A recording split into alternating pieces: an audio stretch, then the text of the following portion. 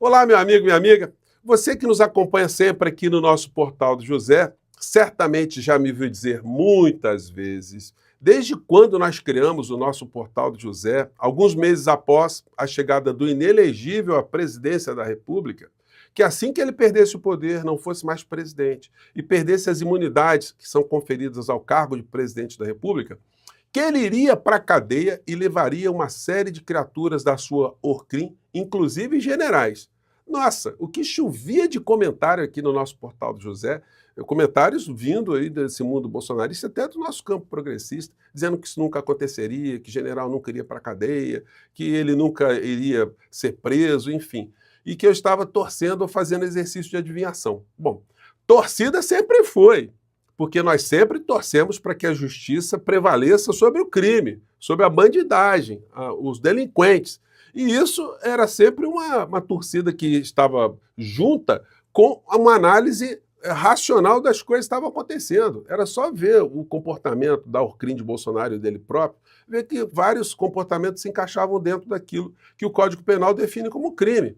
Bom, hoje, com muita satisfação, eu vejo muitas pessoas voltando aqui para o nosso portal, para a seção de comentários, fazendo a meia-culpa e concordando agora com a análise unânime de todos os colunistas aqui no nosso país, seja na internet, nos jornalões, nas rádios e TVs, as avaliações vão numa mesma direção, que a figura vai para a cadeia, junto com a sua Orcrim, ou muitos membros da sua Orcrim.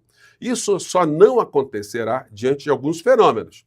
Um fenômeno naturalístico, que seria a morte da criatura, ou um fenômeno político-jurídico, que é a fuga ou o exílio, né, o pedido de asilo, numa embaixada. Bom, então a gente parte agora para um outro nível de projeções e de avaliações. O que poderá acontecer se essa criatura se comportar como um membro de uma rataria, como eles mesmos se autodefinem, e conseguir escapar das garras da justiça aqui no nosso país num primeiro momento? O que pode ser feito para evitar esse tipo de situação? Vou conversar com vocês sobre as possibilidades, vamos jogar esse debate para as pessoas já começarem a refletir sobre essas hipóteses, e também vou trazer alguns fatos muito importantes que estão acontecendo hoje aqui no Brasil que nos afetam também diretamente. Antes de entrarmos nos temas, quero, em primeiro lugar, convidar você que está chegando agora, o nosso portal ainda não é inscrito, para que, em primeiro lugar, você se inscreva aqui conosco e venha se somar aos mais de 1 milhão de amigos e amigas que já estão inscritos e conectados aqui no nosso Portal do José. Conheça também os nossos outros vídeos. Se você gostar, compartilhe, recomende. Nunca se esqueça do seu joinha, seu comentário. E, se puder, prestigie também nosso clube de membros. Você que é muito bem-vindo e muito bem-vindo.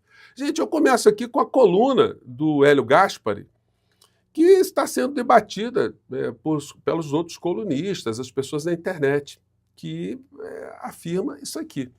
Bolsonaro não pagará cadeia. Se condenado, ex-presidente irá para uma embaixada e pedirá asilo. Bom, é o que nós estamos falando sempre aqui no nosso portal também, né? Primeiro, nós sempre afirmamos que ele iria para a cadeia.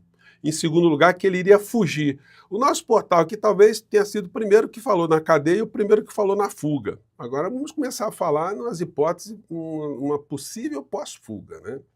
O Hélio Gaspari escreve o seguinte na coluna dele. Alguns militares presos por conta do golpismo de 2022-23 acreditavam que seriam liberados depois da denúncia da Procuradoria-Geral. Ela veio e nada, ou seja, estão presos, estão agarrados.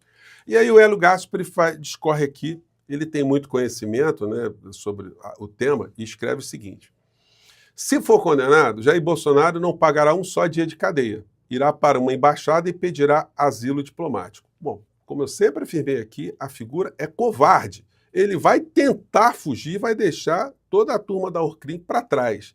As pessoas ficaram presas vendo a criatura fora do nosso país e ele não tem o menor pudor de, se ele conseguir escapar, né, de ficar se divertindo, ficar flanando para um lado e para o outro. Bom, são hipóteses.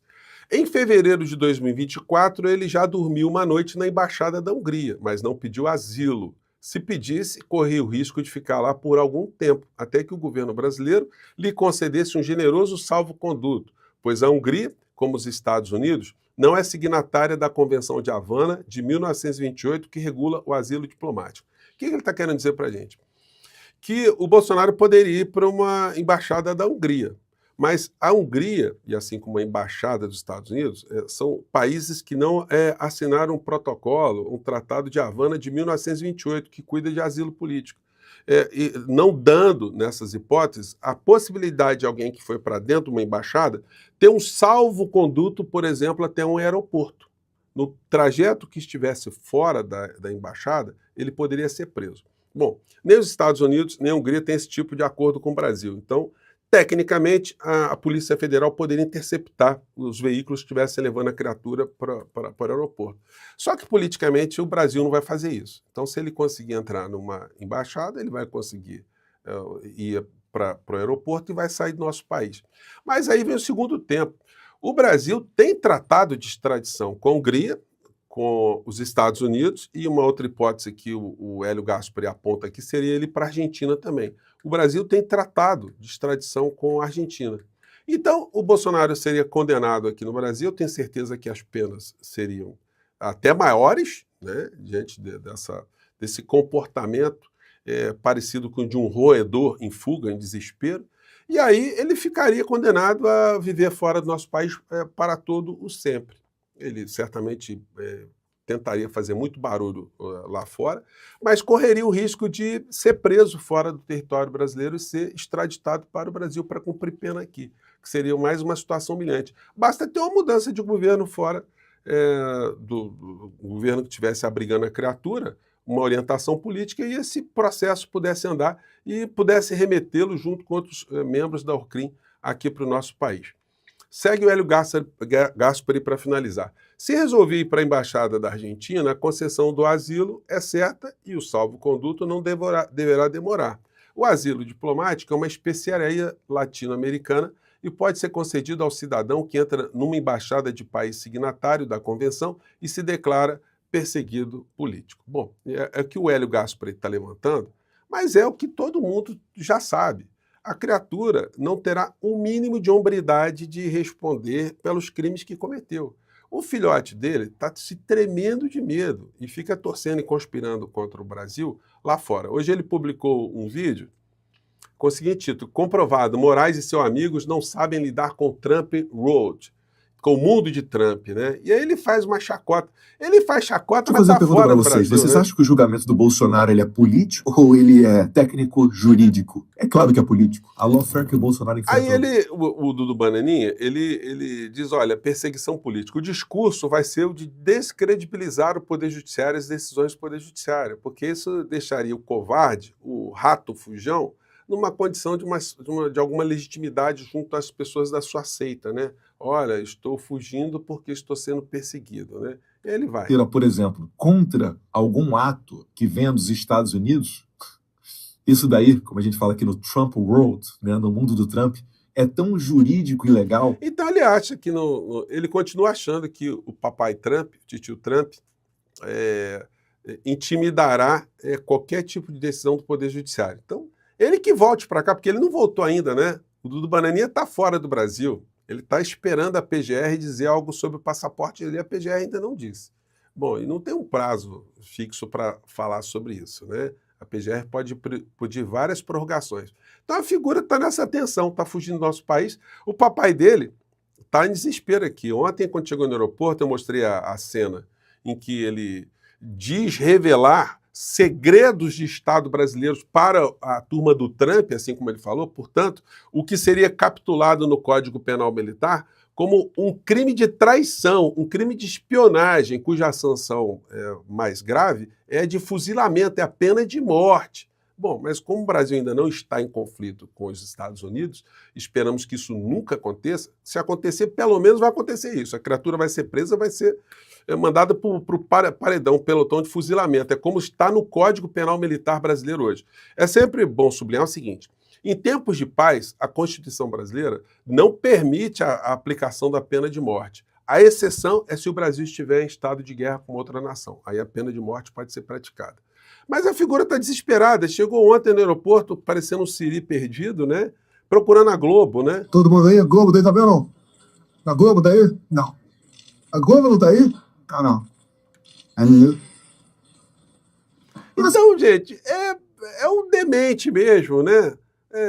assim, é chato a gente falar isso, né? Porque tem pessoas que, de fato, têm problemas mentais aqui no nosso país, são enfermidades, mas essa criatura, ele tem algum problema que é potencializado pela sua covardia e sua falta de caráter. Ontem eu mostrei para vocês, ele escreveu, avisa o Haddad que o Donald Trump está taxando os outros, não o próprio povo. É muito rudimentar, é muito tosco. Ele não compreendeu o básico, que quando um governante taxa os produtos que estão entrando no Brasil, num país, quem paga no final da história é o consumidor final. Bom, falando em consumidor final, né, os jornalões estão metralhando o governo Lula em função das possibilidades ou as medidas que estão sendo adotadas para abaixar o preço de mercadorias aqui no nosso país. E muitos criminosos desse meio jornalístico aí dizem que, olha, os preços estão altos porque o Lula não respeita a responsabilidade fiscal, não está cuidando da responsabilidade fiscal. O que tem a ver o preço do tomate, da batata com responsabilidade fiscal? É gente muito bandida. Então, isso deveria servir para o governo Lula enxergar de uma vez por todas o seguinte: essa gente defende interesses de classe, e de uma classe que está no topo da pirâmide. Essa gente está pouco se lixando para o Brasil. Não adianta querer cumprir a pauta neoliberal, como essa gente está mandando, porque ontem eu mostrei para vocês o editorial do Globo. Eles dizem que se aumentar o salário mínimo, isso cria inflação. Então tem que deixar o povo na miséria, porque aí o povo na miséria não tem inflação para lado nenhum. Então, é momento de algumas atitudes serem tomadas, de começar a ter um enfrentamento. O Thiago dos Reis publicou um vídeo que sublinha algo que eu tenho sempre falado aqui com vocês, que eu quero compartilhar com vocês nesse momento aqui. Fala, Thiago. Que é comunicação, é estratégia de comunicação. Deixa eu botar aqui no comecinho, peraí. Fala, Thiago. Começar aqui o vídeo falando de uma coisa que é comunicação, é estratégia de comunicação que eu venho falando há semanas. Ontem, quando a presidenta do México teve uma vitória sobre o Trump ali, ela conseguiu convencer o Trump a tirar as tarifas sobre o México, a primeiríssima coisa que ela fez, e eu selecionei, de todos os vídeos que eu podia selecionar, eu selecionei justo da Globo, tem tradução em português, não peguei o original dela, para você ver. A primeira coisa que ela fez foi chamar a imprensa num lugar onde ela faz coletivas de imprensa todos os dias, e aí atrás dela um telão, e ela mostrou o tweet do Trump, mostrou a tradução, e ela ficou 1 hora falando para toda a imprensa sobre o grande feito dela. Assim como todos os dias pelas manhãs, ela fica cerca de 45 minutos a 1h30, dependendo do dia, falando, e depois mais 1 hora, a 1h30, respondendo perguntas da imprensa. E os jornalistas lá são muito golpistas, e ela detona os jornalistas. E esses cortes dela humilhando os jornalistas com toda a educação do mundo, desmentindo, mostrando no telão que o jornalista mentiu, esses cortes vão para o país inteiro, aliás, para a América Latina inteira. Então, gente, o Thiago, ele faz a constatação daquilo que eu sempre falei com vocês, que é o combate à inflação, medidas governamentais, elas só se tornam efetivas quando elas são compreendidas pela massa das pessoas aqui no nosso país. E não tem outra alternativa. O governo Lula tem que vir para a comunicação, até para ter algum tipo de força para poder implementar algumas medidas, até de enfrentamento do modelo que o governo está seguindo. Esse modelo do neoliberalismo econômico, seguindo todas essas plataformas que não dão 1 segundo de sossego. Não adianta querer agradar essas pessoas, eles vão o tempo todo sabotar, eles vão querer tirar um governo com a característica do governo Lula, qualquer outro governante progressista que venha nessa linha, porque eles defendem sempre interesses de uma classe social que não é que eu e você pertencemos, não é inclusive que essas pessoas da direita que fazem barulho nas redes sociais pertencem também, só que eles não perceberam isso. Eles funcionam sempre como correias auxiliares de transmissão do pensamento de uma super elite que odeia pobre, odeia povo, odeia o nosso país. Gente, eu fico por aqui, mais tarde a gente volta. Tchau.